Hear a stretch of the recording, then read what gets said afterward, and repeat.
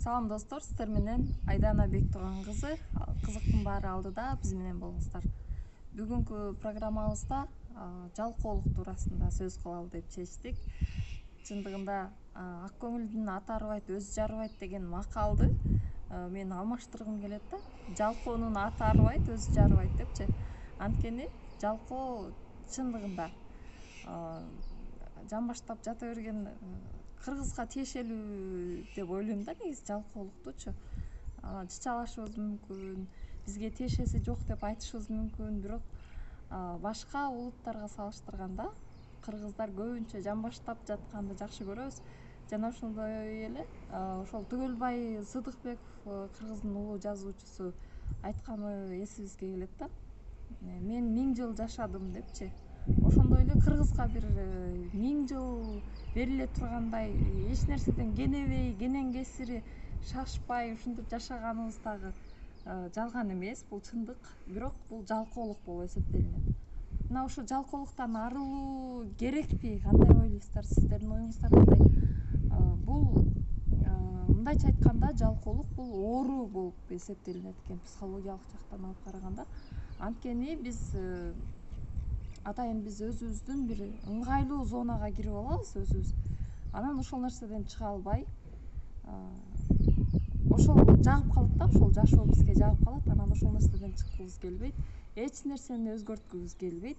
Бир нан болсо ошо бир нанды бөлүп жеп эле жатып алып, сериалдарды көргөндү жакшы көрөбүз. Бул нерседен арылуу керек негизи. Чындыгында жалкоолук бул жакырчылыкка алып бара турган эң биринчи жол бул жалкоолук болуп эсептелинет. Ошондуктан биз эмгек кылганды үйрөнүшүбүз керек. Ар бир нерсе жок жерден келбей турганын эсибизге салып, жана ошондой эле бирөөдөн бир нерсени күтүп отура бербей, өзүбүз аракет кылганды үйрөнүшүбүз керек. Өзүбүз эмнеден баштайбыз, эмнеден аракет кылабыз, болбой атпайбы, тигиндей мындай шылтоолорду толтура айтышыбыз мүмкүн. Бирок жалкоонун эң биринчи белгиси бул шылтоо болуп эсептелинет экен. Жалкоо адамдар көбүнчө шылтоону көп айтышат экен. Мына ошондон билсек болот жалкоо адам экенинчи.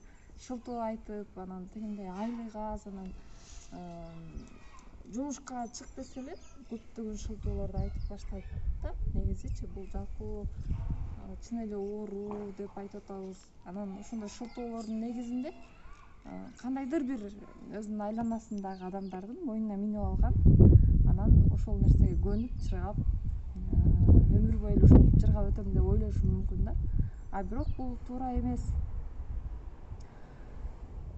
Мисалы жакының болобу, өзүңдүн апаң болобу, жолдошуң болобу, же болбосо эркектердин жубайы болобу, келинчеги болобу, же эжеси, байкеси, иниси, ошол кандайдыр бир сага айланаңдагы жардам берип жаткан бир тууганың болгон ченде дагы ал өмүр бою сага жардам берип жүрө албайт. Ошондуктан сен өзүң дагы аракет кылып, кайсыл бир нерсеге өзүң дагы өз колуң менен, аракетиң менен жеткенге үйрөнүшүң керек да. Анан кийинки программаларда дагы алдыда тартабыз бул жалкоолуктун эң негизги 10 белгиси деп. Бизде ошол эле Аскар Салымбековдун китебинде дагы жүрөт. Бул ошо Салымбековго тиешелүү деп айткандары дагы бар. Бирок Кытай бизнесмендеринин, ошо Кытайдагы бизнесмендердин же болбосо дүйнө жүзүндөгү ошол бизнес жаатындагы атайын бир ийгиликке жеткен инсандардын ою деп дагы көпчүлүк айтып жүрүшөт. Мына ошол 10 тизмедеги жалкоолуктун белгилери туурасында дагы алдыда программада сөз кылабыз. Анда дагы сиздер өзүңүздөрдүн оюңуздарды бөлүшүп, бул нерседен кантип чыксак болот, эмне кылганда биздин ошол Кыргызстанда жалкоолук азаят деген суроолордун жообун таба алабыз. Негизи эле эмне себептен бул жалкообуз деп айтып атасыз дешиңиздер мүмкүн. Бирок биз байкасак мамлекетке эле өзүбүздүн жүгүбүздү тартып, тилибизди тартып, мамлекет бизге кылып бербейт, мамлекет тигинтип кылып бербейт, мындай кылбайт. Биз өнүкпөйбүз деп эле шылтоону көп айтат экенбиз да, көрсөчү. Мамлекетти күтүп отурбай өзүң аракет кылып, өзүң ошол нерселерге жетип, өзүңдү башка бирөөдөн күтүп отурбай, өзүңдүн күчүң менен жетсең, мына ошондо баалайсың мамлекетти дагы, мамлекетте иштеп аткан ошол башчыларды дагы баалайсың. Жана ошондой эле ар бир нерсени жанагы эмгектин артында гана баягы туздун даамы сезилет дейт го, ошондой бир жашоонун даамын сезип жашайсың да. Негизи эмгек кылсаң, аракет кылсаң, жана аракет кылган баары арты жакшы болот деп айтат эмеспи? Жана ошондой эле иштесең тиштейсиң деген бул да эки эле сөз, бирок өтө чоң философиялык деңгээлдеги мааниси да чоң сөз. Аракет кылыш керек, эмгектениш керек. Мына ошондо гана жана издесең табасың дегендей, эмнени максат кылсаң, ошол нерсеге жете берибизде эч кандай күмөн жок. Урматтуу көрүүчүлөр, бул теманын айланасында кантип чыгыш керек психологиялык жактан изилдеп, атайын сиздер менен дагы бөлүшөбүз.